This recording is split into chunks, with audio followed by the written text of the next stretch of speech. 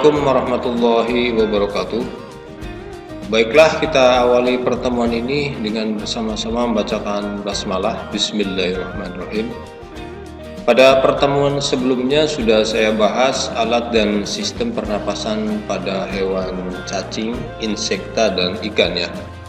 Nah, pada hari ini akan saya bahas sebagai kelanjutannya, yaitu tentang alat dan sistem pernapasan pada hewan amfibi ya.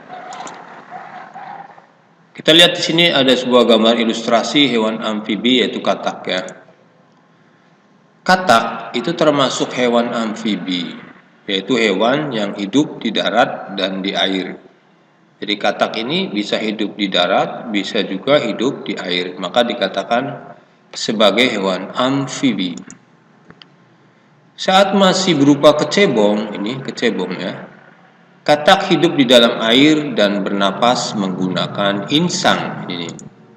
Ini adalah insang pada kecebong ya.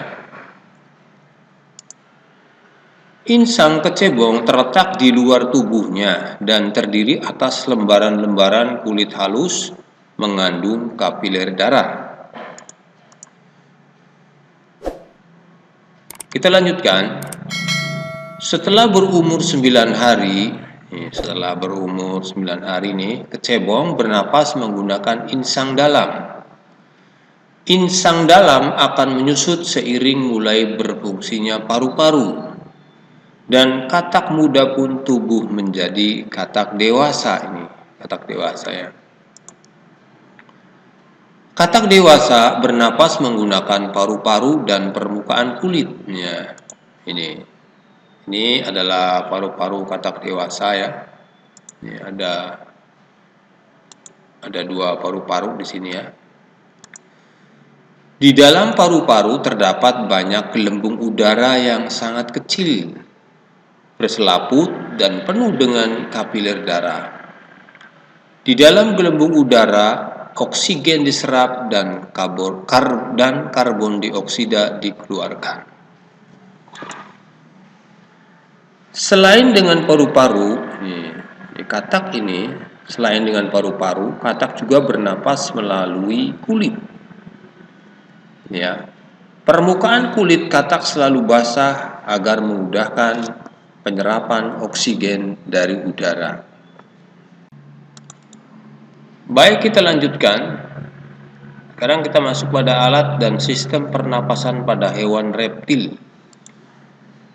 Hewan yang termasuk jenis reptil diantaranya ialah ular, kadal, cecak, buaya, dan biawak. Ini adalah gambar ilustrasi hewan reptil. Di sini adalah ular ya. Reptil bernapas menggunakan paru-paru. Udara masuk melalui hidung, lalu ke batang tenggorokan, sini ya, lalu ke paru-paru. Paru-paru reptil terletak di dalam rongga dada dan dilindungi oleh tulang rusuk.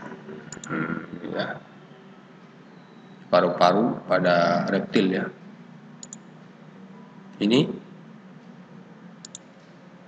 paru-paru reptil sederhana dengan beberapa lipatan dinding yang dapat memperbesar permukaan paru-paru. Namun paru-paru kadal dan buaya itu lebih kompleks dengan beberapa belahan dan bertekstur seperti spons. Nah, ini adalah hewan buaya ya. Buaya ini. Pada reptil yang sering berkubang di air, jadi seperti buaya ini kan sering berkubang di air, senang berkubang di air. Itu lubang hidungnya dapat ditutup selama menyelam. Dengan begitu, air tidak akan masuk ke dalam paru-paru. Baik, kita lanjutkan. Kita masuk pada alat dan sistem pernapasan pada mamalia. Apa itu mamalia? Kita lihat di sini gambar ilustrasi. Di sini ada gajah, jerapah, kambing, ya, kerbau, sapi, kemudian ada rusa. Ya. Nah, mamalia adalah jenis hewan yang menyusui anaknya. Nah, di sini Jadi mamalia adalah jenis hewan yang menyusui anaknya. Ada dua jenis mamalia, yaitu mamalia darat, berarti mamalia yang hidup di darat, dan mamalia air, jadi hewan mamalia yang hidup di air. Mamalia darat misalnya kambing, kambing, sapi, ya, sapi ya.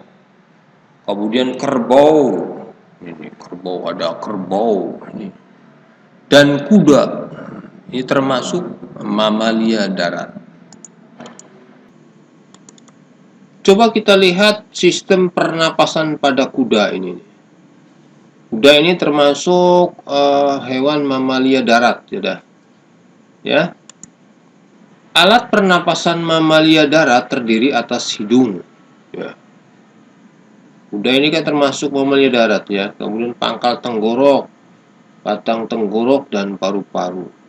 Jadi semua mamalia darat itu alat pernapasan yang digunakan adalah hidung, pangkal tenggorok, batang tenggorok, dan paru-paru. Lebih jelasnya kita perhatikan di sini organ pernapasan kuda berikut. Udara dihisap oleh hidung, kemudian masuk ke trakea ini, batang tenggorok dan pangkal tenggorok dan batang tenggorok, ya. Kemudian masuk ke paru-paru. Di dalam paru-paru ini ada alveoli atau alveolus, tempat pertukaran oksigen dan karbon dioksida. Nah, kita lihat di sini gambar ilustrasi mamalia air, ikan paus, ya. Kemudian ini lumba-lumba, ya. Mamalia air misalnya paus. Paus ini termasuk mamalia air, ya. Kemudian duyung dan lumba-lumba termasuk mamalia air. Pada mamalia air itu hidungnya dilengkapi dengan katup.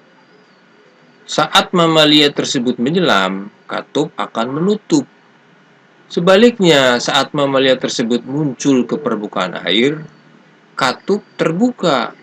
Nah, saat itulah mamalia air tersebut akan menghirup oksigen serta mengeluarkan karbon dioksida dan uap air. Jadi sekarang kita mengerti bahwa paus dan lumba-lumba muncul di permukaan air itu tujuannya adalah untuk menghirup oksigen serta mengeluarkan karbon dioksida dan uap air, ya. Jadi alat pernapasan pada mamalia darat dan mamalia air yaitu menggunakan paru-paru. Jadi walaupun paus dan lumba-lumba itu hidup di air, tetapi alat pernapasan yang digunakan bukan dengan insang, tapi menggunakan paru-paru, ya. Demikian penjelasan yang singkat ini tentang alat dan sistem pernapasan pada hewan amfibi. Kemudian tadi sudah saya jelaskan juga tentang sistem pernapasan pada hewan reptil, dan yang terakhir saya jelaskan alat dan sistem pernapasan pada hewan mamalia. Demikian yang bisa saya sampaikan, mudah-mudahan ada manfaatnya. Kurang lebihnya mohon maaf, dan saya akhiri. Wassalamualaikum warahmatullahi wabarakatuh.